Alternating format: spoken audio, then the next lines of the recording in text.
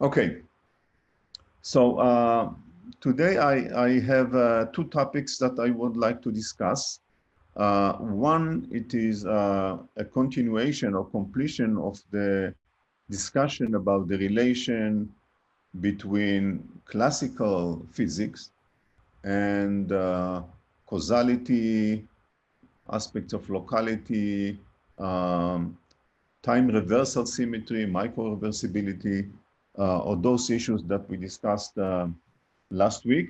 But now we are discussing it in a different realm of physics, still classical physics, which is electromagnetism, electromagnetic waves, or electromagnetic forces, and so on. We'll see that.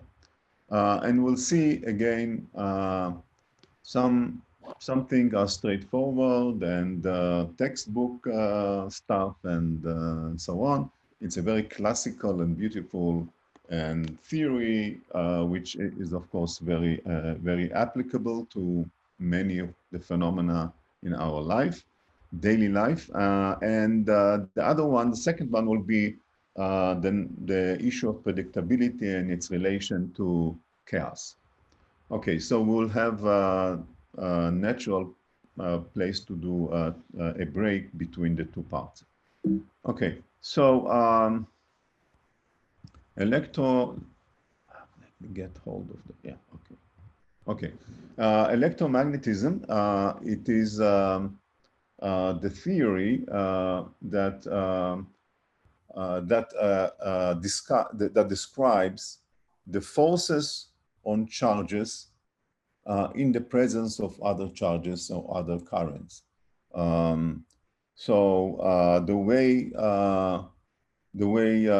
we describe those theory is by Maxwell equations. So you can think about Maxwell equations as equations for fields and forces, therefore, as opposed to purely mechanical system that has also has particles with masses and forces between them, but in contrast to Newtonian mechanics that we discussed last week, where the forces are static, are kind of instantaneous. You have one charge here and another charge here, and as soon as they are in this configuration, the forces between them is instantaneously applied. We call it action in distance. And the only dynamics were the dynamics of the particles when they move. And of course, when they move, then the forces may change because the distances may change, but the forces, again, don't have dynamics of their own. In contrast, when we talk about electromagnetism, electric and magnetic fields, then we are considering the fields themselves, which are the sources of the forces, as dynamical entities. So, the realm of physics now consists of two types of entities. In terms, you can think about it as the ontology of physics is now different. There are the particles with masses and charges, but there are also degrees of freedom which are distributed, which are continuum, which are the fields. Okay, so we have now two types of dynamical systems which are, of course, interacting, because as the forces or the fields develop in time, they, of course, affect the particles. They exert forces on the particles, and therefore, by Newton's law, these forces generate acceleration and changes the motion of those particles, but the particles themselves are also charges, they're also sources, and so on and so forth. So it's all combined dynamical system. Okay, so the way we describe the forces by field. So there is electrical field, which is E of x and t. X is a point in space, arbitrary point x in space and at a given time. So E is this kind of distributed quantity which fills space. and B is the magnetic field, and they are continuous function of time and space. If we know the electric and magnetic fields, then they specify the forces on a particle at the position x and velocity v.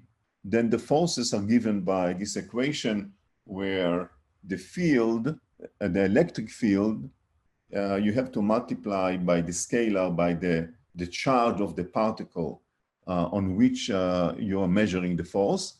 And the magnetic field is more complicated because it has this velocity cross product with the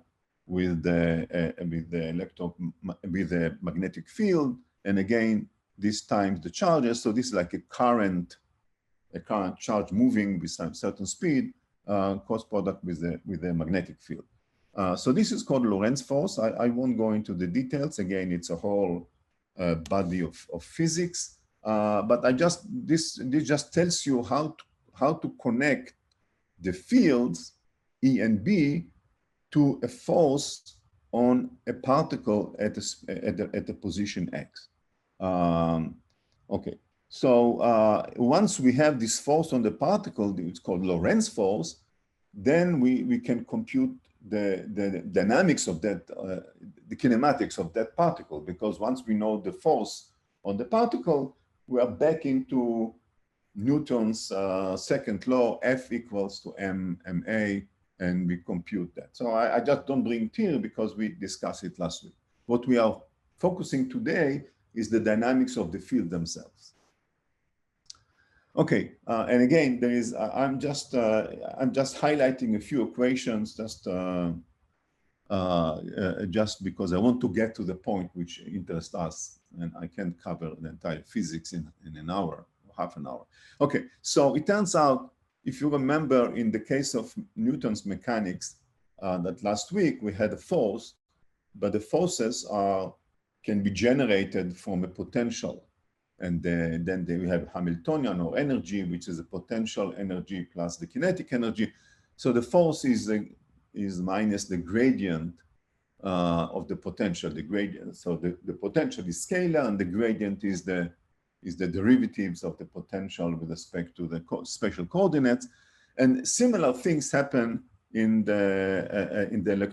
Maxwell equations. So for the electromagnetic fields.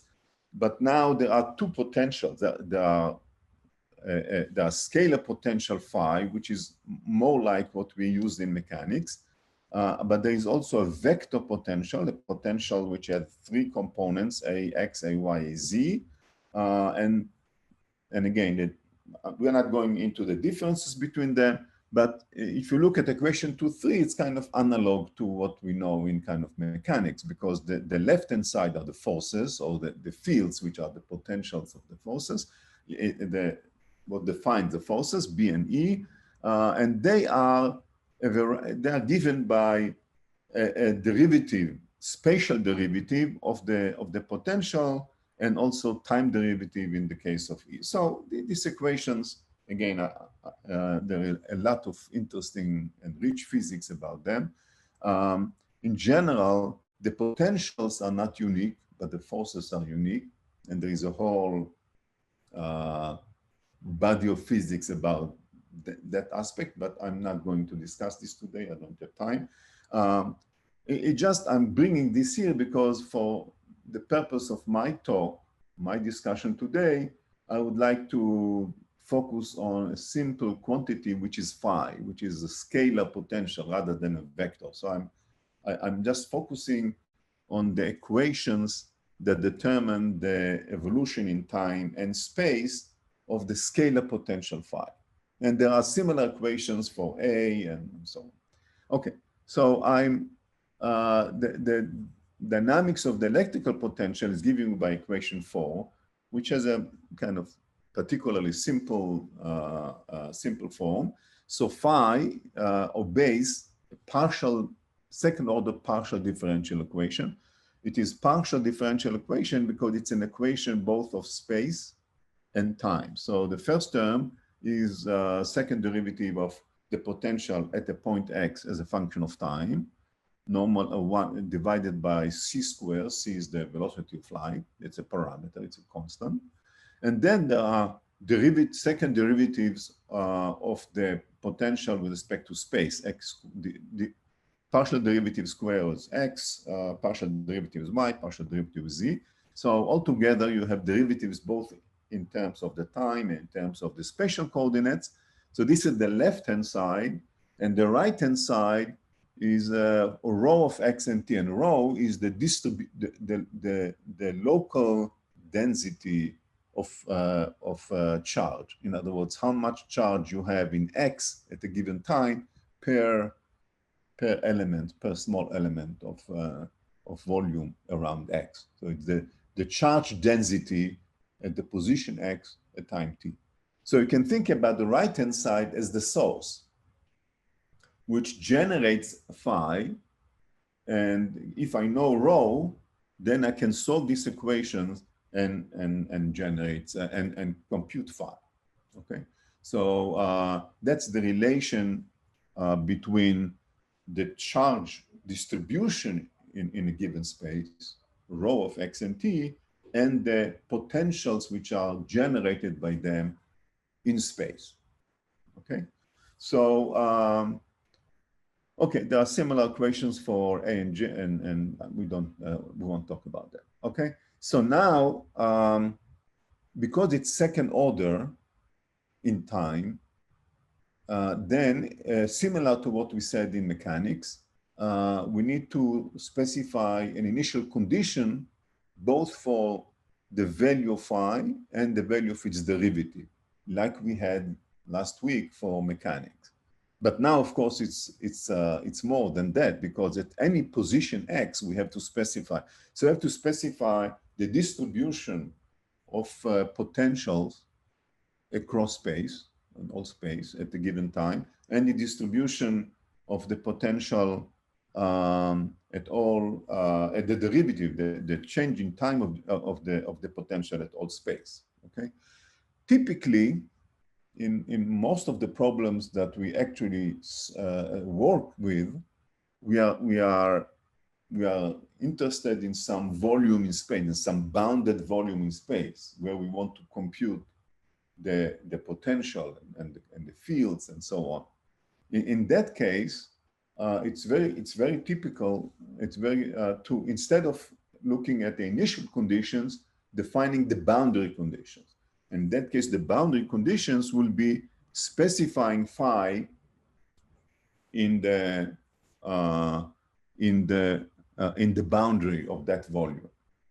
Phi or the charges or the fields. I won't go into the details, but I just want to say there are, when we talk about fields, you can uniquely find unique solution either by specifying the initial conditions everywhere or by specifying the boundary conditions at all times. And again, how you apply it and so on, it will be beyond what I want to discuss today.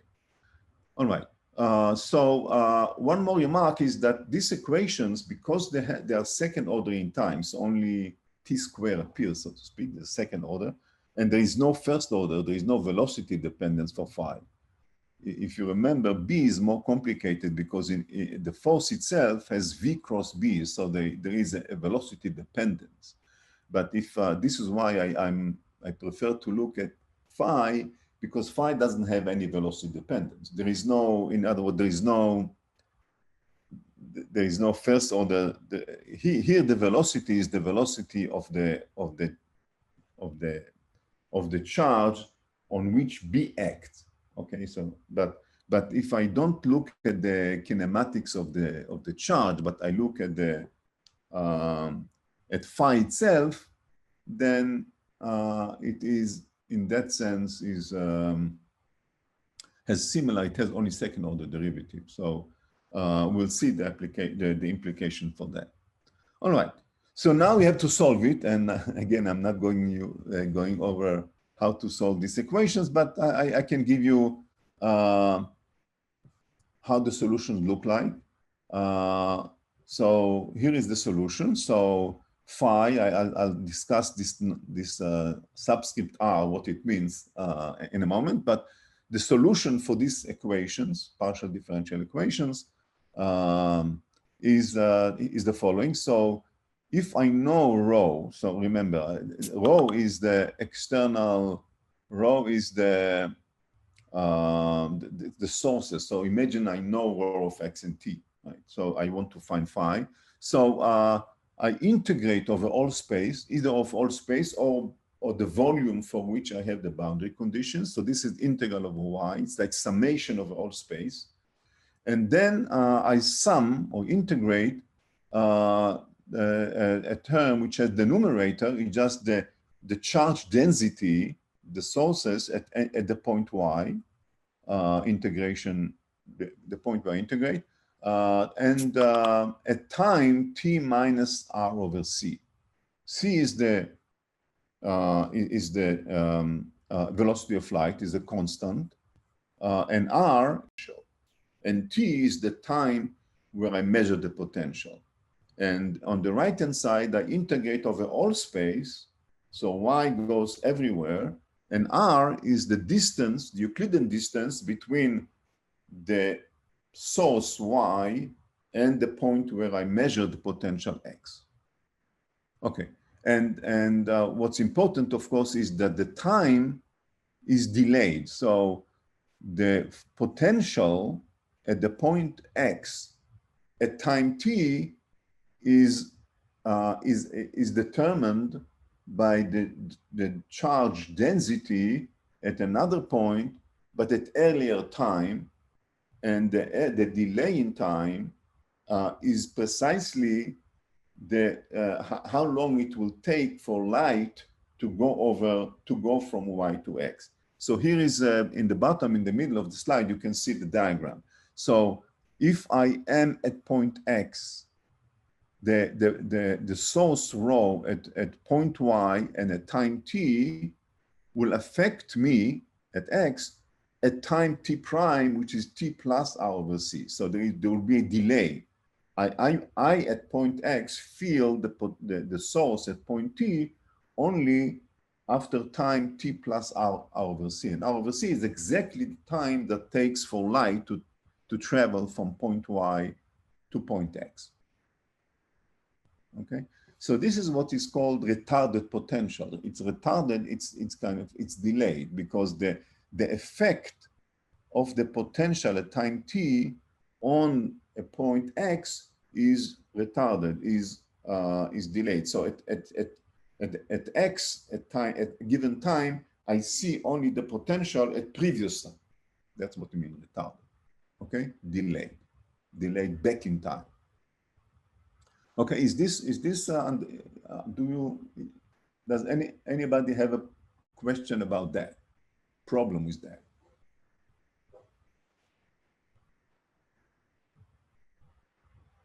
Questions? All right. Okay, so what can we say about this this solution? Okay, so I want to go back to our discussion about what are the contents of causality, what we expect from a physical system to be causal. And we said several things. We said locality, that the physical properties of the events at a given location in space is affected by what happened earlier, but in the neighborhood of that. So there is no instantaneous effect from far away. And also in time that there should be delay. So kind of spatial temporal locality that, remember, famous Schrödinger definition of causality, that an event or what happens at a point x at time t is determined by what happened at the neighborhood of the point at some previous time t minus tau. So this was kind of the statement of what causality means. So so this in Newtonian mechanics, there was this instant forces which we were puzzled by that, right? So it didn't obey that kind of locality. And but here, this is the first time in kind of a physical system that obeys that rectifies that says that in terms of the potentials, for instance, and similarly for forces, but let's talk about potentials, then there is a locality in space and time. In other words, a source of a force at a given point affects only the points that it has enough time for its influence to propagate. So that's the famous property that light, which is electromagnetic wave, travels in constant velocity c, and then the special relativity, of course, develops on this principle and generate correction to Newtonian mechanics. By the way, I said when I said Lorentz force, and then you put it back into Newtonian mechanics, this is only approximation because you have to put it also the kinematic equation of Newton have to be changed according to special relativity. So, but that's an approximation. But the Maxwell equations obey that property of special relativity in the sense that no matter what, the electromagnetic influences, whether they are potential fields or packets of energy and so on, electromagnetic energy, they all travel with a finite distance in vacuum. It's the same distance, which is velocity of light c. It comes out of this equation. Okay, so you can think about special relativity as kind of generalizing that principle to also to the mechanics of how the particles move. All right, so we go back. We have that notion of causality, that the influences propagate in a finite time, and therefore they affect that at any given time they affect it only in the neighborhood. So a perturbation or event at a position y and at a time t will affect, if I look at a very near future, t plus some delta t, the effect will be propagated only to the neighborhood of this point y. And as t grows into the future, the influence grows in time. All right. I didn't put it here. I should have put one of the aspects of causality or causations was also deterministic. But this system is, I didn't say, but obviously a deterministic system. It's partial differential equations, but still, once you know initial conditions, boundary conditions, it's not a trajectory now. It is a whole fields or potentials which are determined uniquely. So it's kind of more harder to envision rather than to say a trajectory. Here it is a whole field, but the principle is the same. Once you determine the initial conditions or the boundary conditions, then you have a unique solution for these fields. Okay, so in that sense, it's the deterministic system, and it obeys locality, spatial temporal localities. There is time delay, which had to do with the finite velocity of time, and there is linearity, which I want to emphasize that this is similar to the electrostatic, the Coulomb force or Coulomb potential of last week. Here we have the retarded potential, but if you look at equation 7, again, it's summation over individual contributions. So imagine that the distribution is some atoms in distribution of matter. And each atom has a charge, or each ion has a charge, or electrons, or whatever they are. So you basically sum the contribution to the potential from each one of these elements. So this is what I call linearity. All right. Now, the point which I want to discuss is the temporal asymmetry. So that's also is obeyed. Remember, cause and effect, we expect that the cause to be related to the effect by temporal asymmetry. Something happens now will affect the event in the future rather than in the past. And we discussed it to what extent it happens in mechanics, micro-reversibility, et cetera. We had some disagreement, and that's fine. It's kind of a weak issue, controversial issue maybe, but here it's kind of interesting because now we have a retarded potential, which seems to be obviously asymmetric in time, right? Because as I showed here, the cause, which is rho, the source of the potential, affects the event, the forces or the particles around it only in the future with appropriate time delay. Okay, so there is temporal asymmetry in the solution, which is precisely what you want for causality. Okay, so that seems fantastic. Okay, that's kind of a canonical example of a physical situation which obeys all what we need to have for kind of a proper causal system. Okay, good. Now here's the problem. The problem is that it's kind of a miracle. How come a differential equation which has, as I said, a second order in time, analog to Newton's second order equation in time for the mechanical system, how come it generates a temporally asymmetric solution? I mean, this is something that we will come back again and again. How come a physical system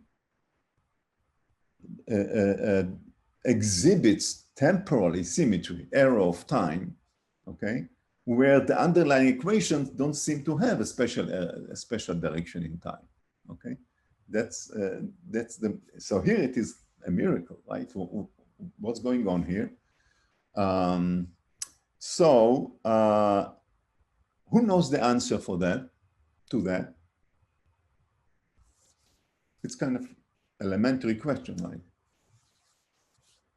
If any of you studied חשמל אנליטי, electromagnetism. I think there are two solutions. There is a T minus. Who said it? My name is Maor. Maor, okay. Yes. Maor, fine. Right. What's the name of the other solution? There is the advanced and the retarded. Advanced, okay. So we are talking about retarded potential, retarded solution. And as a matter of fact, there is another solution which is advanced, precisely because of the micro-reversibility of the equations. If you have a solution in one direction, you expect to have a solution also in the other direction, like in mechanics, and that's the advanced solution. It's called the advanced potential in electromagnetism. And it has the same form like the retarded, equation 8, again, summing over all the sources and so on and so forth, except that the sign, instead of being retarded T minus R over C, it has T plus R over C.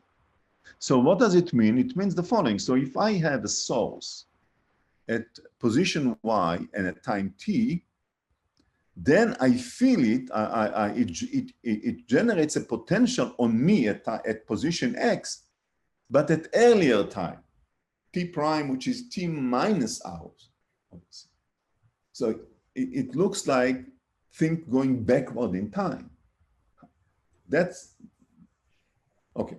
That's a solution. That's if you do the math and you solve these equations, you find that this solution is as nice in terms of the mathematics as this solution. There's nothing pathological in the mathematics of solving. And actually it must be that solution because we have this time reversal symmetry. So if you have one solution, the other one has to also be a solution.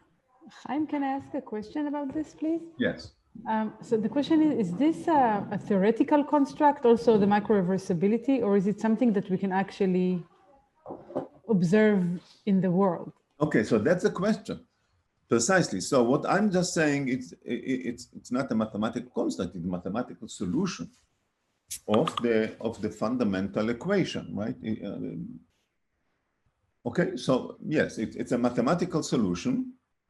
Furthermore, if you look, because of the linearity of the problem, the equations, remember, is linear in phi, and we discussed the linearity. You see, this equation is linear in phi. There is no phi square and so on. This is why the solutions are all linear in rho. Because of that, if you have two solutions, you can combine them linearly with any coefficient A.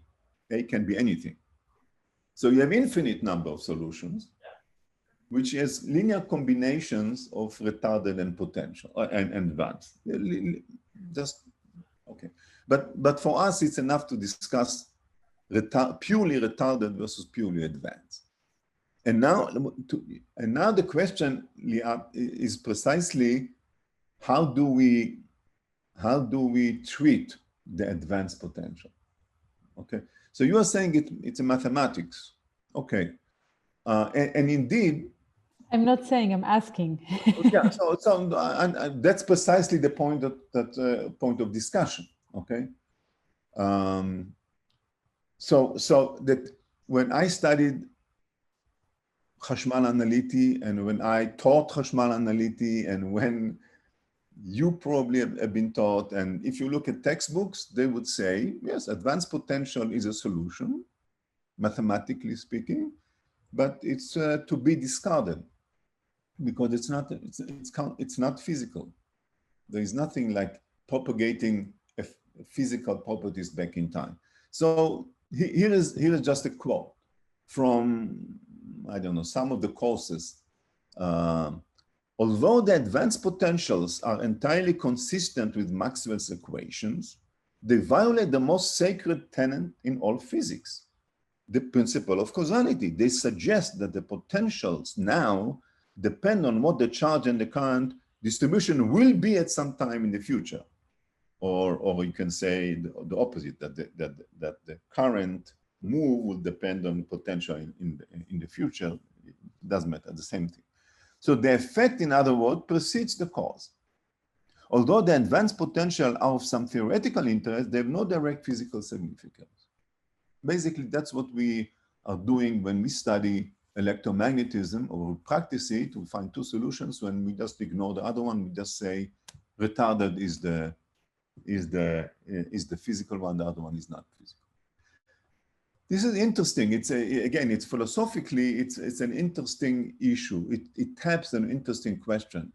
If I have a law of physics, which typically is given in terms of differential equations or partial differential equations and so on and so forth, and I look for solutions and I solve it, and I have several solutions or many solutions, maybe infinite number of solutions, can I just say these solutions are fine and the other solutions, although they solve the underlying physical law mathematically, they are not physical and therefore I throw them. There is nothing on its face wrong about it, although I must say that physicists have a kind of fundamental bias that says that all solutions which are mathematically legitimate must occur in nature. There is no, it's religion. There is no, I don't know any proof of that. You know, and this, you know, you can look at this problem. There are many other problems. You know, you have quadratic equation that solves some physical law, and you have plus and minus two solutions, and you say, well, plus is the physical and minus is not physical, and so on. Antiparticles. What? The story goes that antiparticles, Dirac, Exactly. So is sometimes, part of the solution. right, exactly. So, for instance, you get some silly, in the history of physics, precisely what Isaac said, we have some examples of that naively you say, well, you get a negative mass or something like that, therefore you should discard it, or it goes backward in time, but physicists with some more imaginative mind said, no, if this is a solution to the equations, then it must have a physical interpretation. That the way antiparticles or holes and so on were discovered in physics. And this goes throughout physics. This is kind of the belief or the hypothesis or whatever, is that if there is a solution, it must have, if there is a mathematically valid solution to a physical equation, then God will not give up the opportunity to realize that, to be able to, that realizable. All right. This is this kind of philosophical statement. Some physicists would say, like the statement here, no, causality is also a principle, and okay. But this has been a point of discussion from the late 19th century and early and first half of the 20th century between physicists and philosophers of science, how to treat advanced solutions.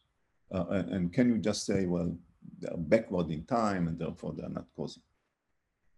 Okay, so first of all, I want to say that as we discussed, remember in mechanics, when we had a trajectory and the reverse, a time reverse trajectory, I emphasized that nothing goes backward in time, okay? And I want to emphasize that the answer to this question is, again, that things don't go backward in time. Still, it is weird, but it doesn't mean that things go backward in time. So let me give you what I mean by that. So here's an example. Suppose at the origin of space, you have a source which you turn on a charge or a current, accelerating particles or whatever, that you turn on, like I show here on the left-hand side, at time 0, and then you keep it some value, it doesn't matter, and then you turn off at time t. So you get kind of a pulse of a source at the origin of space for a short period of time, from 0 to t, to capital T. So what is the retarded solution for that? It's very intuitive. So at 0, nothing happens. But then as time goes by, the fields or the potential propagate in kind of a spherical wave up to a radius, a sphere with a radius which is given by c time velocity of light times t1, right? Because that's precisely how the speed of light should go. Nothing happens. The potential or the forces are 0 outside because they didn't have time to propagate. And then as time progresses, they keep propagating. And then when time t3 is larger than capital T, so now it's after you turn off the source, then the outer sphere keeps expanding, but you develop now a 0 sphere inside because you turn on. So the neighborhood of the origin knows that there is nothing here, that we turned it off. So you have kind of an annulus. You have an outer sphere of radius r3, which propagate with the velocity of light, and then an annulus of r prime 3, which is given by c t3 minus t, which propagates. So together they propagate like an annulus and fill out space. That's what we expect. If you have an antenna, you turn it on, you start propagating wave in space. Now, what happens in the advanced solution?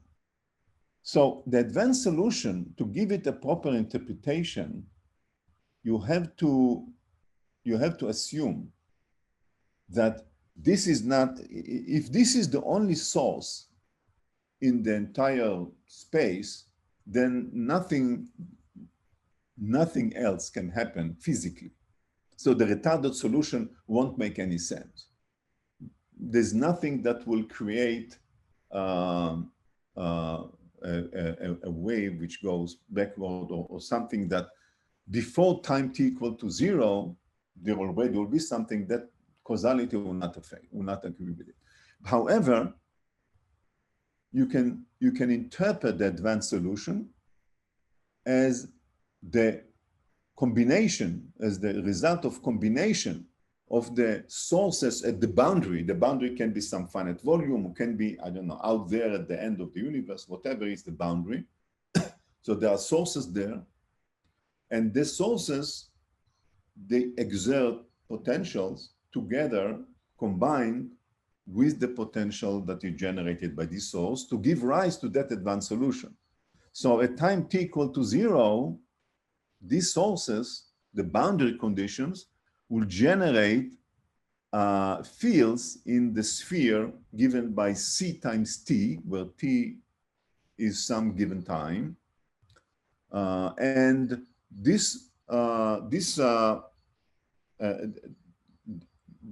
think about a sphere with covered by sources, then they will generate potential going inward. So as time goes by, the two things happen. One is the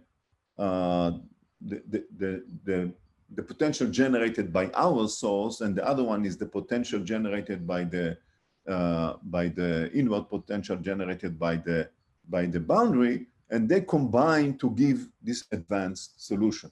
And then when T2 equals to T, when you turn off that that source, you basically exactly cancel the two contributions, and then nothing happens later on. So the important point which I want to make is that as I try to show in this diagram, nothing goes backward in time, but it's more like propagating backward in space. In other words, going from outside to inside rather than going from the source to outside. That's fine. You know, if you look at, I don't know, what is a nuclear bomb, will have, you know, explosive around it. And when you explode them, they just have implosion. They just have converging waves of shock waves that go inside to the center.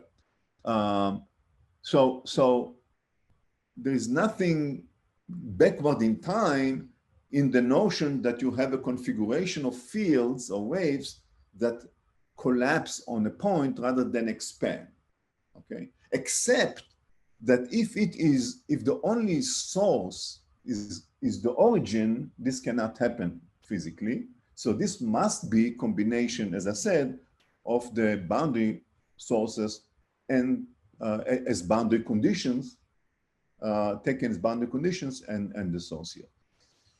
So I would like to end, so this was an ongoing debate by, among others, by Einstein and physical and Ritz, and the correspondence of a physicist, chemist, and philosopher of science, and the back and forth correspondence of letter correspondences. And then shortly after Fritz died, Albert Einstein wrote in a paper in 1909, this paragraph here. And he says the following: while in the kinetic theory of matter, there exists an inverse process for every process in which only a few elementary particles takes part. In other words, even if you have one particle or few particles and you have a trajectory, that's what we mean process, then you have also the inverse trajectory, which is what we call the time reversed trajectory. According to a prevailing theory, which is the electromagnetism, an oscillating ion produces an oscillating ion due to be like our raw, our source, will produce an outwardly propagating spherical wave. The opposite process does not exist as an elementary process. It is true that the inwardly propagating spherical wave is mathematically possible, like Liat said, but its approximate realization requires an enormous number of emitting elementary structure. Thus, the elementary process of light radiation as such does not possess the character of reversibility. So what Einstein points out is the following. So he said, well, Haim, you're right. Okay, Fritz, you're right.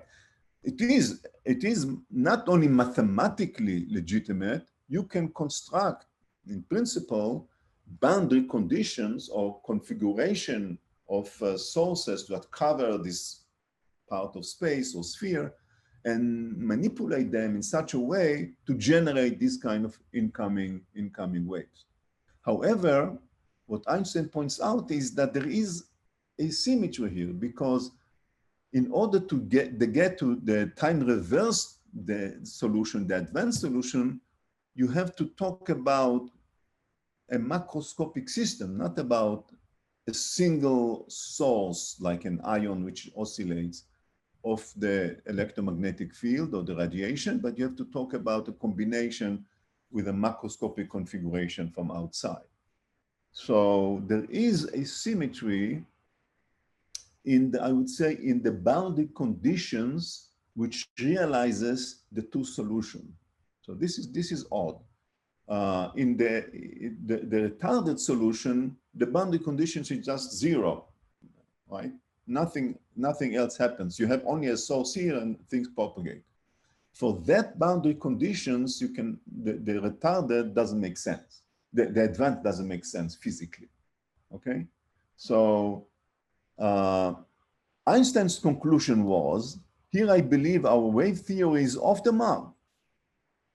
And basically, he took it as one argument why the photon theory of light, which he developed himself later on, roughly at the same time, which says, well, you know, it's not waves, it's particles, and so on and so forth, leading to quantum mechanics. That's what Einstein took as one argument about it. So, so I would like to conclude this by the following statement. We said locality, we said time delay, we said linearity, we said determinism. Something similar to mechanics, I would say the theory is consistent with causality. Consistent in the sense that both solutions, you can have a situation where you can interpret it as causal. However, here, more than even in the mechanics, in the mechanics, we can say, well, you don't need causality. A causes B and then B causes A. Well, that doesn't add anything because there is kind of a symmetry. Here, there is some underlying broken symmetry, as Einstein pointed out. One solution, the causal solution, is more elementary because it doesn't, to realize it, it doesn't need some other players in the world. So, and the reverse solution needs for its realization the entire macroscopic boundary conditions to realize physically. So this has been going on until the mid-century, 19th century, where Feynman and Wheeler discussed others, you know, the same ideas, but a variety of configurations where this can be solved. But I just want to point out I want to end this by the same statement that I ended last time. Causality is a very important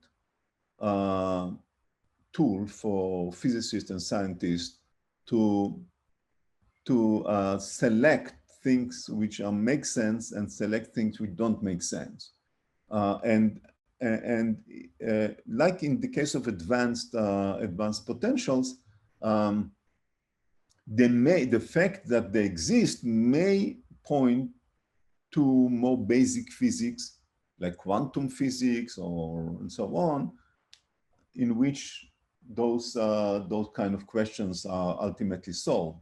But without this, I think physicists just say, well, retarded potential is not physical, and then we just leave it away. So you see that the relation between causality as principle and the underlying physical laws is complicated, at least for classical conservative system like mechanics without friction and electromagnetic again without some heat and so on. The micro reversibility of the underlying equations generates tension between the notion of error of time and the notion of symmetry under time reversal operation. So I'll stop here. If you have comment on that, I'll be happy to answer. If not, we'll go to a short break and turn our attention to a different topic. We will come back to the error of time when we talk about thermodynamics and quantum mechanics, but this is classical physics. Any comments on that?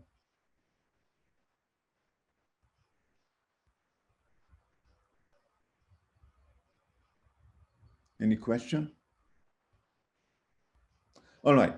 Okay. So let's take some break for coffee and tea or tea and start about 5 minutes after 5.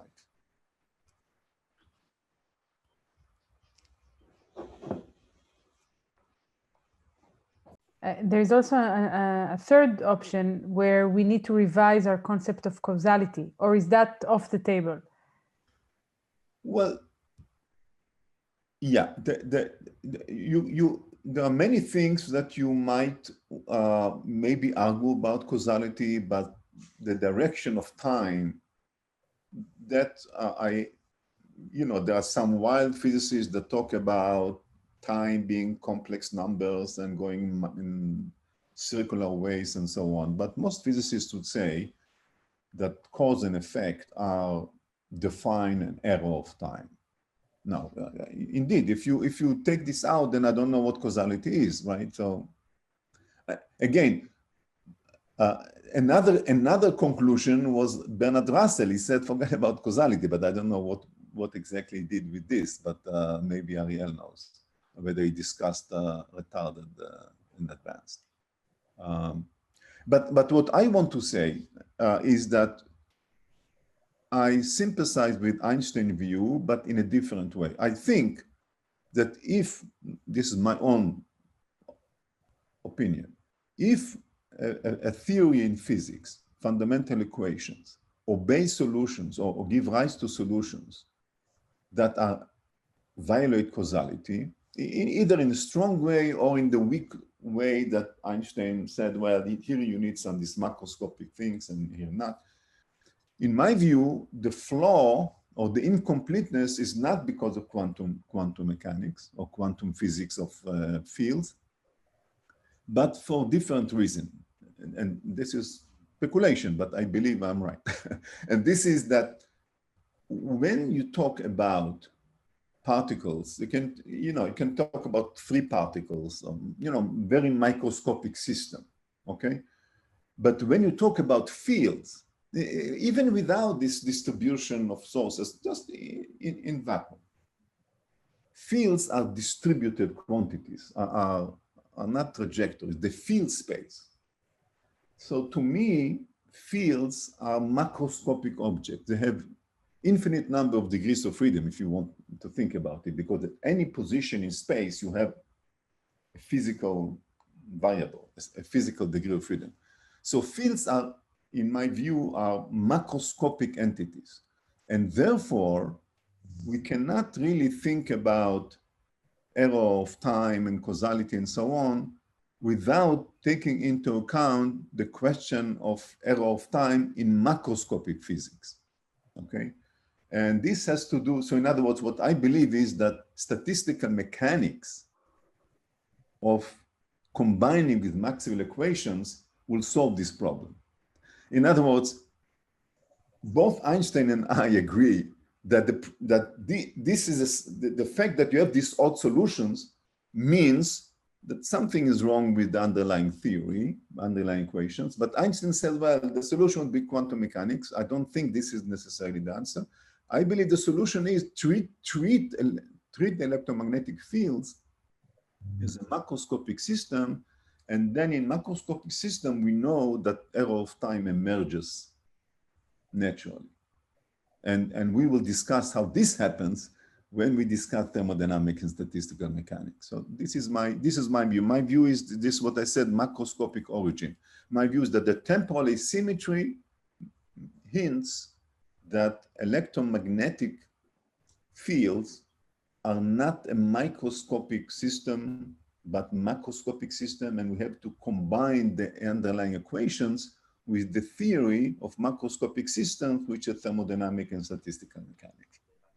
That's my view, but again, there is no consensus about it. Everybody discard the advanced equations, but the reasons, there is no consensus. Okay?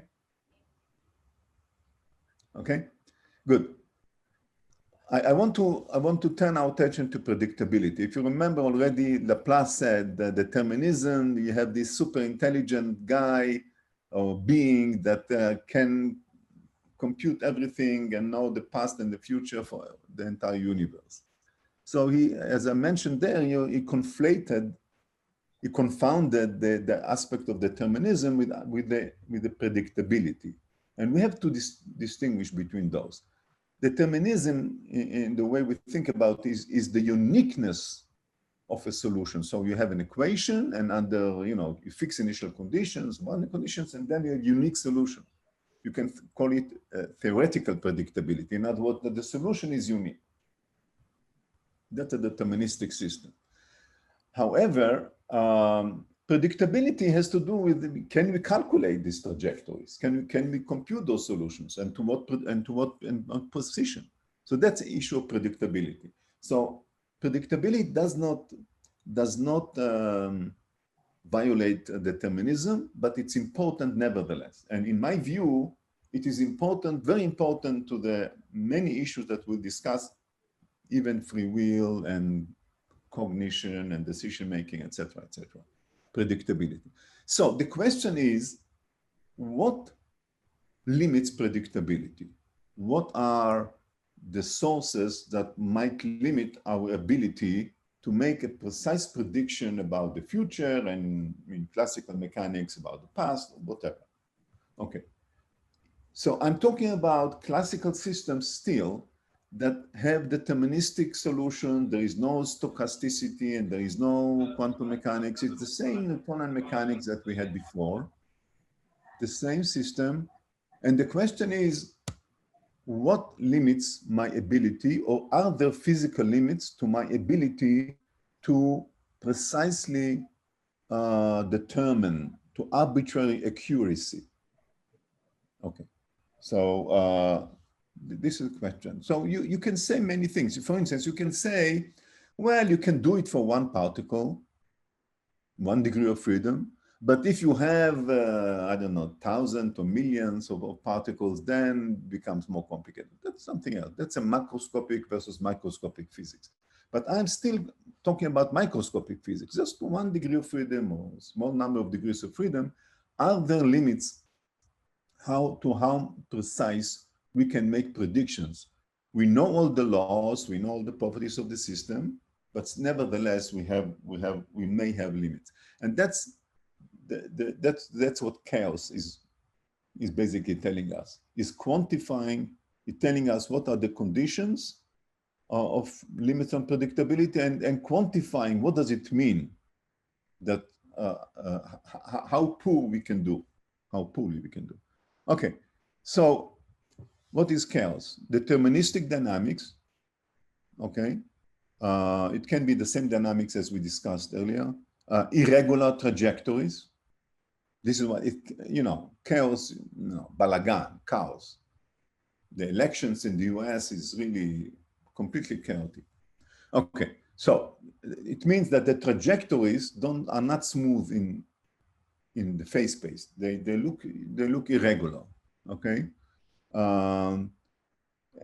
but the most important part is perhaps the exponential sensitivity to initial condition, and that's what we'll discuss in the next few minutes. What does it mean precisely? But qualitatively, it is the butterfly effect, that if a butterfly flaps its wings in China, then the weather here will change.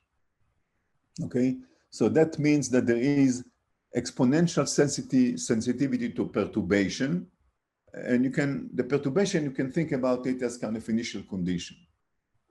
Changing the initial condition is like adding a perturbation to the system at a given time. And chaotic system, the hallmark of chaos is that the system is exponentially sensitive, is extremely sensitive to initial condition. Now, in the day of Corona, we all know what exponential is. Our prime minister say, well, exponential, העקומה גדלה exponentialית, והוא יגיד העקומה גדלה גיאומטרית, whatever. Okay, so we're all experts in exponential. So we'll define it precisely. And finally, 4 is the global stability, which I'll explain what it means, but it's important. It's extremely important. Okay, so first, let me focus on exponential stability. What is the exponential sensitivity to initial conditions? So that's what you see here in this diagram. Imagine you have one trajectory. Again, think about mechanics, like we particle in some. So in some phase space, so Z can be, again, position and velocity, position momenta, the coordinates of the particle. You have to specify initial condition, this Z of 0, time equal to 0, and then it develops in time. I should add an error here, but it doesn't matter. So you have a trajectory in state space. And now imagine that you make a small perturbation. What does it mean? A small change in the initial condition of perturbation, small change. So instead of starting at Z equal to 0, Z of 0 here, we start at Z prime, not the derivative. Z prime, just another trajectory. Okay, so this is Z prime. So now there is evolution in time and another trajectory. They, of course, cannot intersect, we discussed it. So we have these two trajectories. And now we are asking, when we talk about sensitivity to initial condition, we are asking how we are measuring how far these two trajectories began, and we measure it by Euclidean distance between these 2 points, and we measure the distance as these two trajectories evolve. So imagine at time t, we measure Z of t here, and we measure Z prime of t here, and again, this gives us the Euclidean distance between the trajectories at a new point in time. So in all times, we measure the distance between points in the same time, right? So either at 0 or t1 or t2 and so on. So we are looking at the evolution of time of this delta Z, okay?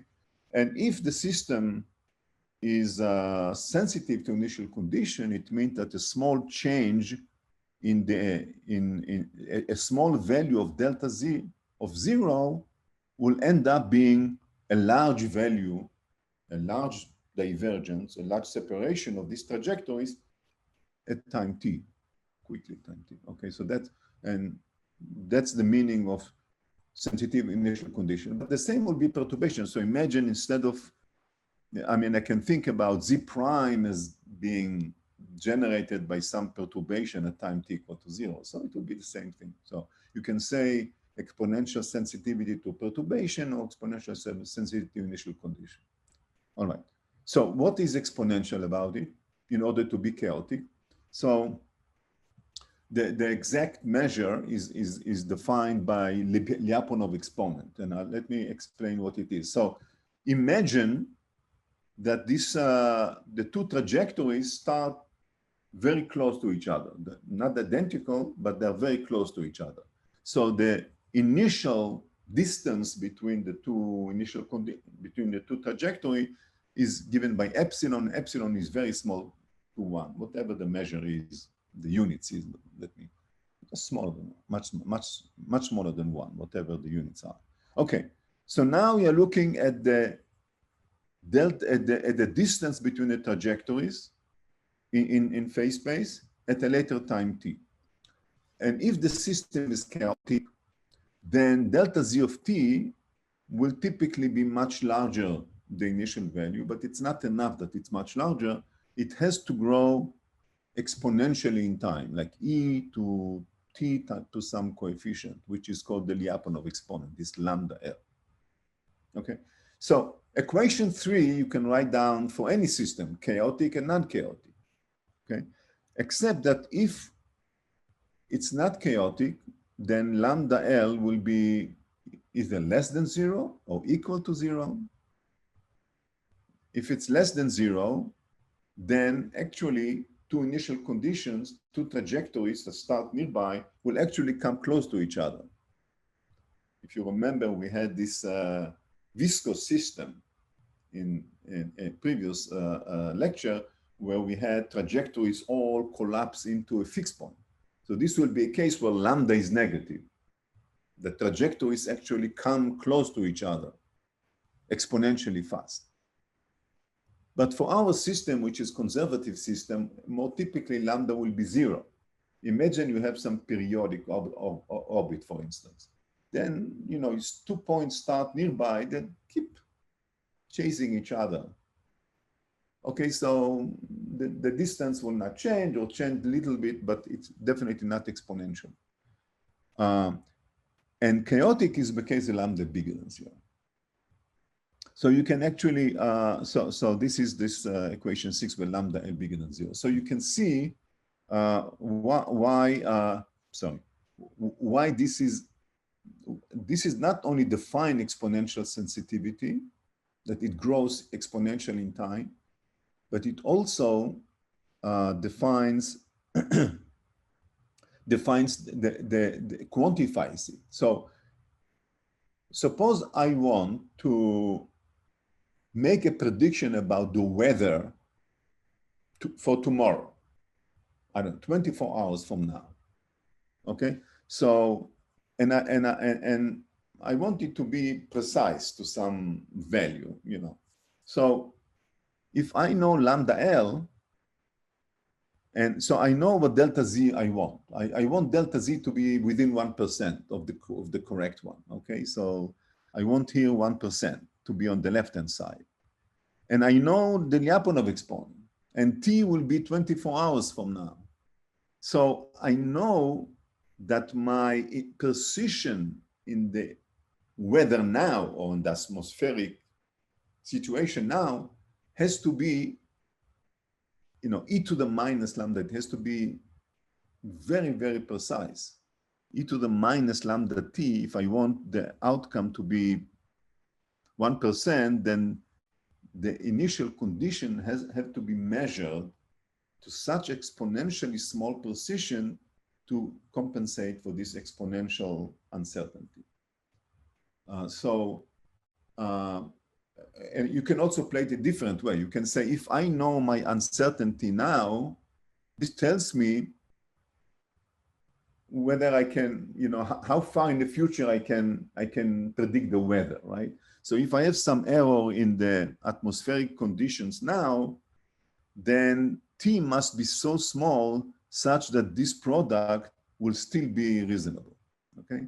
So you can see how the Lyapunov exponent quantifies in a chaotic system how the predictability, either how precise I have to measure the initial condition in order to be able to make prediction at some given time in the future, or vice versa, how, given some imprecision now, how far in the future I can make precision. So basically, because the atmospheric system is chaotic, this is why, you know, there is not much hope that we can make precise predictions about the weather, you know, what will happen 2 weeks from now at this hour.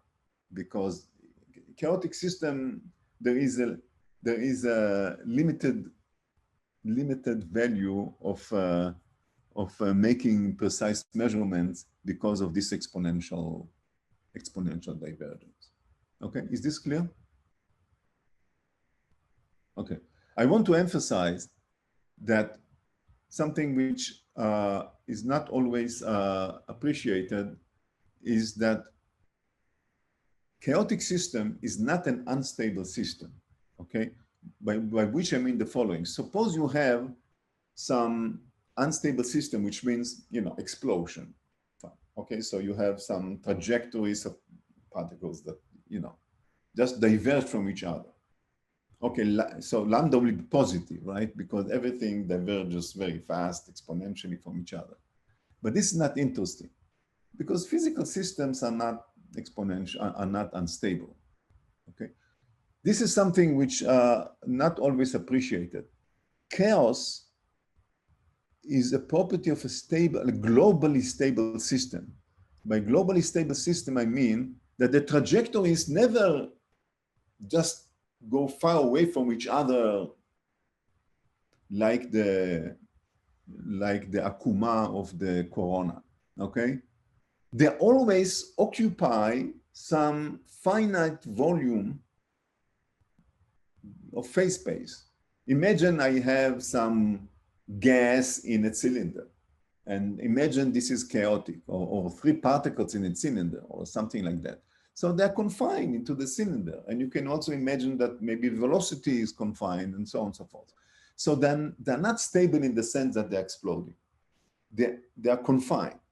So what it means is that what is interesting and puzzling and complex and rich and beautiful in chaotic systems is the fact that there is a competition between two tendencies, two forces. One force is the local instability because, you know, two trajectories diverge from each other.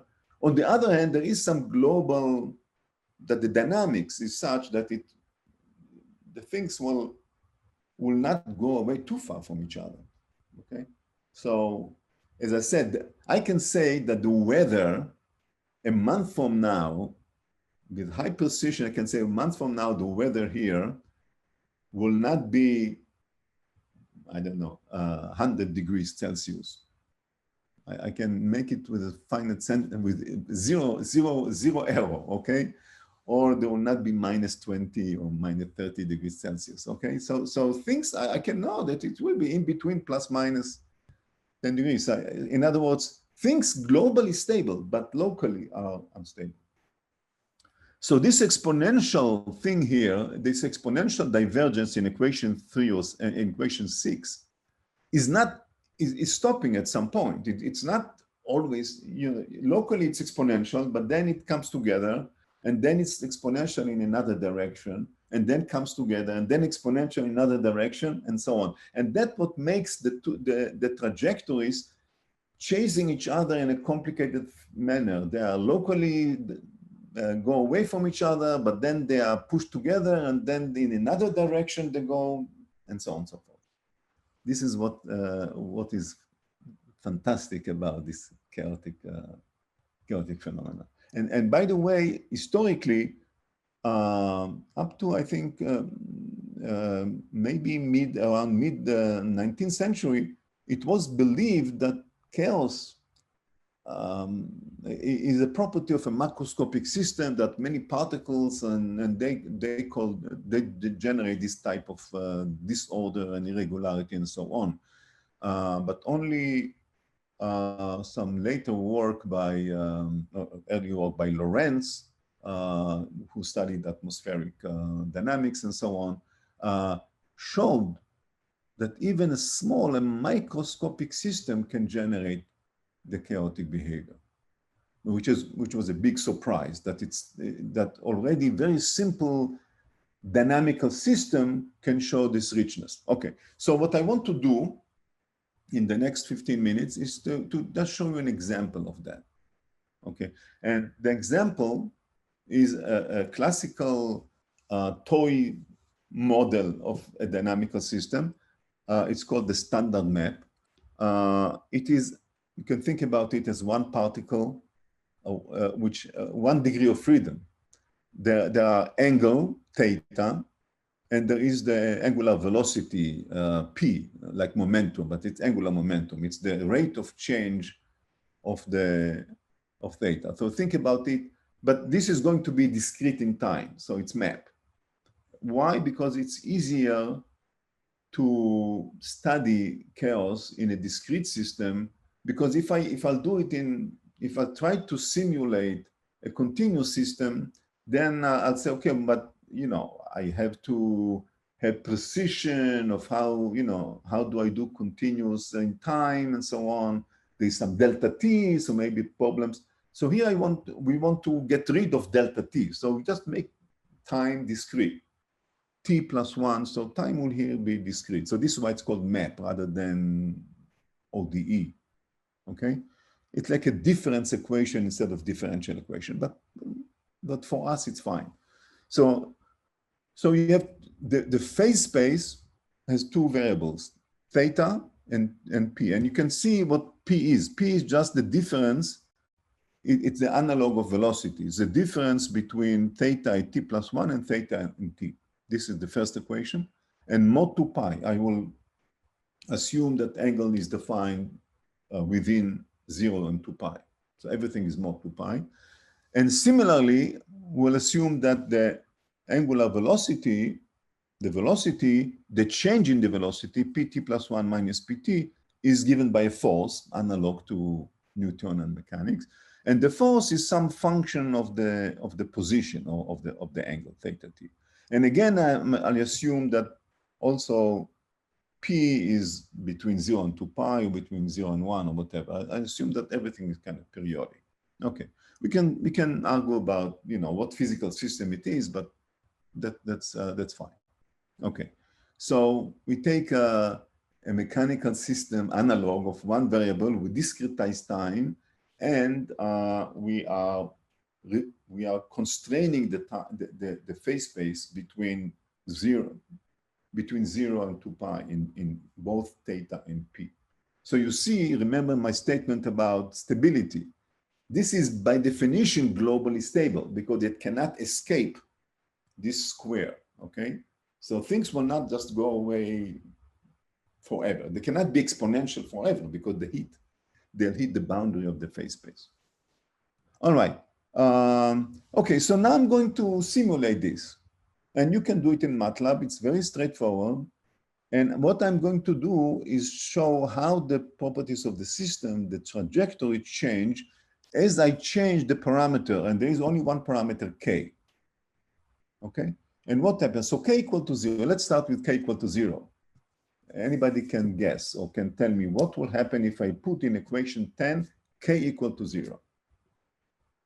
It's somewhat the analog of a free particle, right? Particle moving without a force. So let's see which, who wants to tell us how the trajectories will look like? What will be theta? What will be p? Will be constant. Who is talking? Maya. May. Yeah, May. Okay, so what will be constant? Its velocity, angular momentum. Yeah, p will be constant. Yeah. Right. Okay. What will be the value of that constant? The p in the beginning, what we started with. Yeah, exactly. I mean, you choose some p, and this will be constant, will not change. Like a free particle, if it has some momentum, fixed velocity, good. What about theta? So p will be constant in time, some value. What about theta?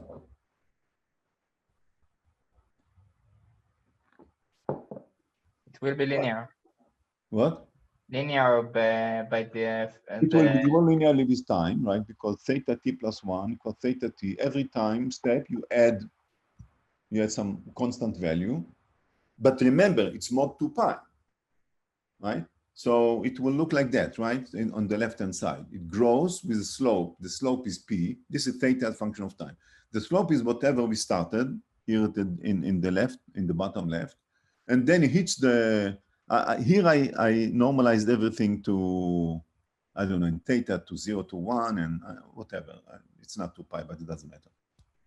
Okay, so it hits the wall, the boundary, and then you flip it to here, and then it goes back, and so on and so forth.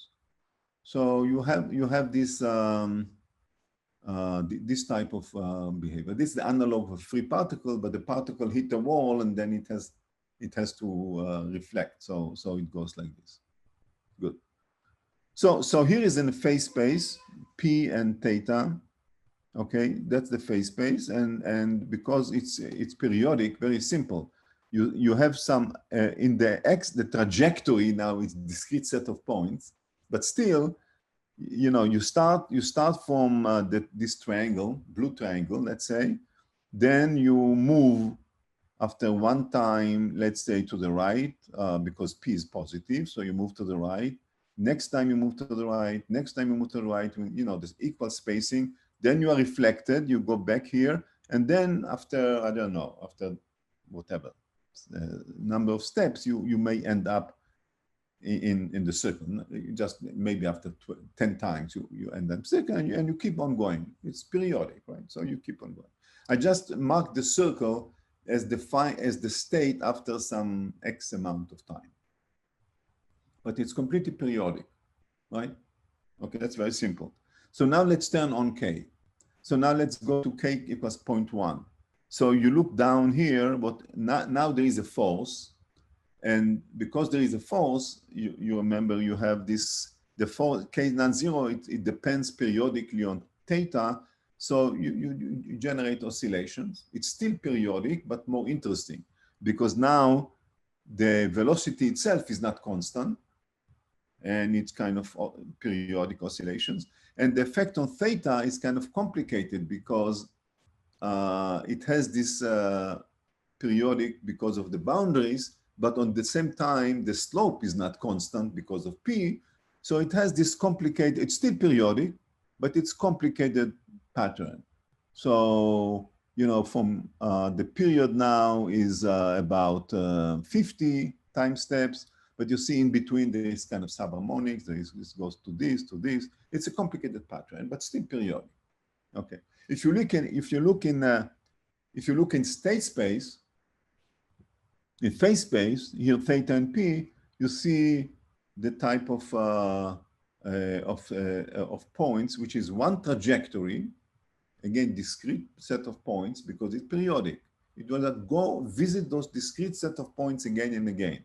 Although it looks like continuous, it's not continuous. It's just because of my plot, my thickness of the fonts. But now the trajectory looks like parabola, but again, you go from here to here, you come back, and so on and so forth. It's purely periodic, but you can see a more complex. So if you start from here, after some, I don't know, 50 times, maybe you go to here. That's fine. Okay. Now we can ask sensitivity to initial conditions. So again, my plot is not excellent, but imagine that I start, the diamond is starting point. So now I make a slight perturbation. You don't even see it here. It's not a good plot. Anyway, the red and blue are meant to show you slightly different, very, very small difference in the initial position in theta or in P or in both. And then after the same amount of time, you see that the two trajectories are ever slightly different from each other. Okay, so there is no exponential growth in any way. Okay,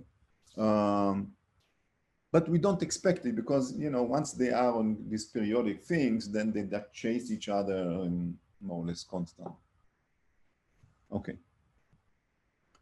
So this is periodic. It's an interesting pattern. It can be complex periodic patterns like this, but it doesn't have this sensitivity to initial conditions. Okay, so now we're going to something else, completely different. This is we increased this parameter 1.5 to 1.5, the force, and now it's truly chaotic. So now We start from here. So it's, what I'm showing you here is the phase space of a single trajectory. A single trajectory. I just run one initial condition given by this blue here, blue diamond, and just running for 1,000 times, okay? And my claim is that this pattern, this beautiful pattern that you see here, is not because there is some limitation in the computer, in the decision of the computer. You can control for that, okay? It's not a computer imposition. It is truly one trajectory, and this is chaos. And the theory of chaos, which I cannot go into details here, tell us a lot about the geometry of these trajectories. You know, there are holes here, and there are fractal structures and beautiful theories, but I just want to emphasize the aspect which is important for us is the issue of predictability. So let's say that after certain time, I don't know, 1,000, from here, I get to here. Okay, fine. So now, let's say time here is 1,000, the difference between time is 1,000 or something. So now I'm going to do a small perturbation here. And I'm asking, where will I land at the same time? Okay, and that's what happens. So I make a 10 to the minus 11, if you ask me.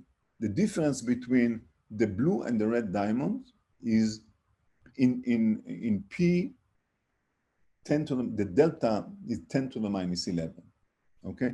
And you see what happened to the two trajectories. Okay, so you should appreciate the fact that the blue and red trajectories geometrically look very similar. So that's what I said. When you talk about chaos, it doesn't mean that anything can happen. No, you see the two trajectories look geometrically, statistically speaking, very similar.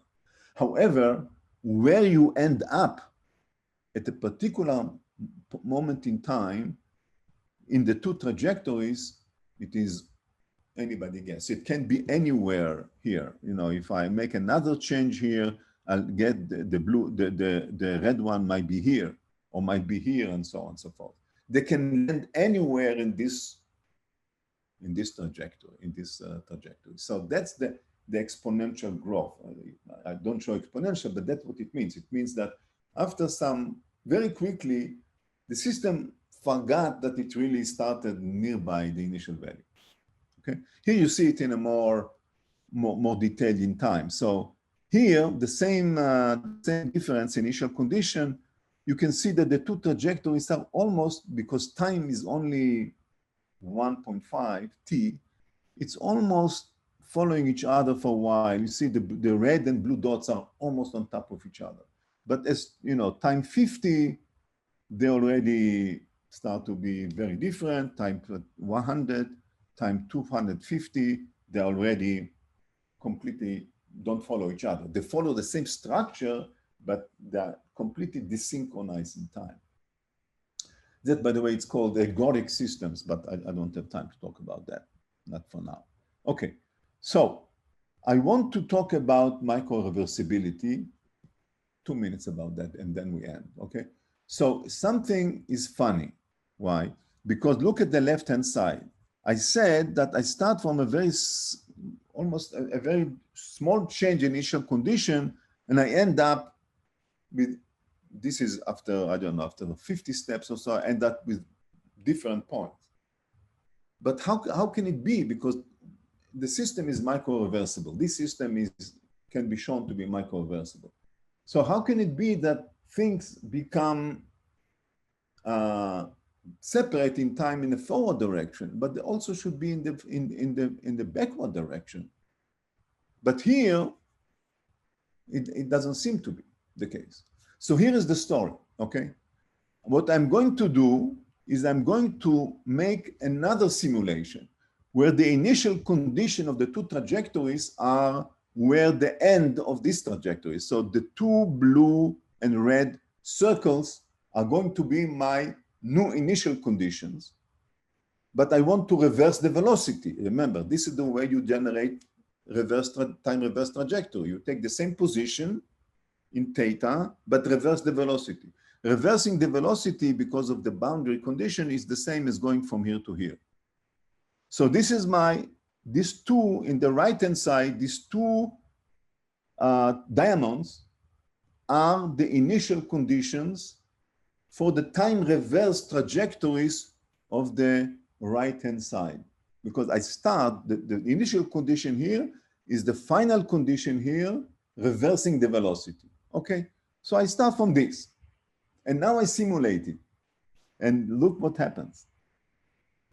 The two trajectories go back, go to a final value which are almost on top of each other. Micro-reversibility, it's amazing. This is chaotic system. Small change should make you diverge, but here I make a big change and it goes back. Impossible, it's chaotic system. Okay, what's the answer? It's real. You can do the MATLAB and compute. I think it's on a macroscopic scale, not on a microscopic scale. It's a microscopic system, just 1 degree of freedom, angle and velocity. It's not a macroscopic system at all. There is no macroscopic. There's 1 degree of freedom, 1 velocity and 1 theta. And there is no, I'm not cheating. It's true. It's not only true, it must be so. Because of micro-reversibility. You see, that's the principle which one can show also based in this map. It's conserved energy and micro-reversible. It must be so for any two trajectories that start from some value, two values, and add in two values.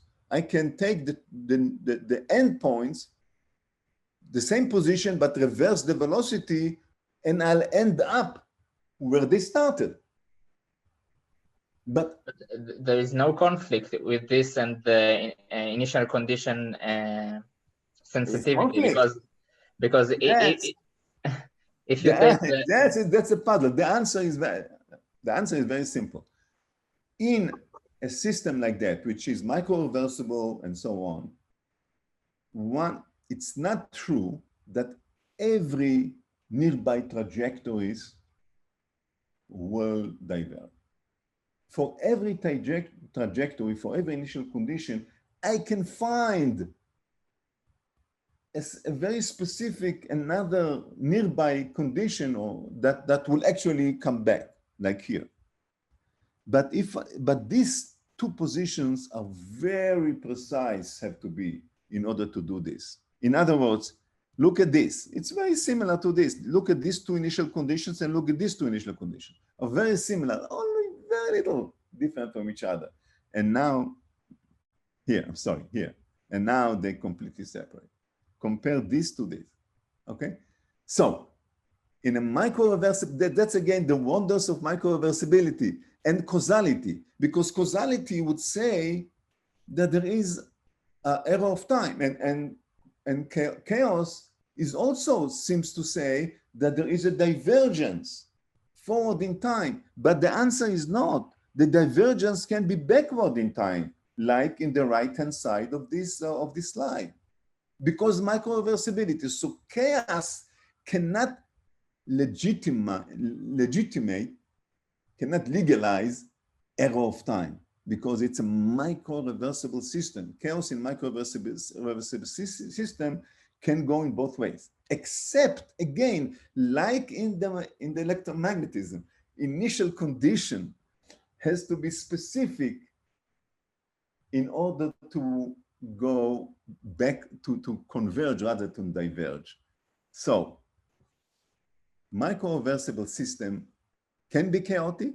It limits predictability, okay? But it limits predictability in both directions, in forward directions and backward directions.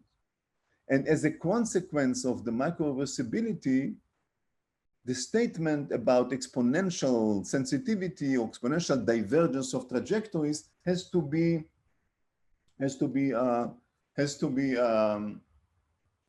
restricted to say almost every two trajectories will diverge. For every initial condition, I can find another initial condition where it actually go back. go back to each other rather than to diverge. So I think by this I complete the discussion about classical physics, Newtonian mechanics, electromagnetism, and so on, determinism, chaos, predictability, and locality. And next week, we'll talk about the brain again. Okay, thank you. This is a MATLAB code. You should run it yourself and see it's amazing. Thank you. Okay. Thank you.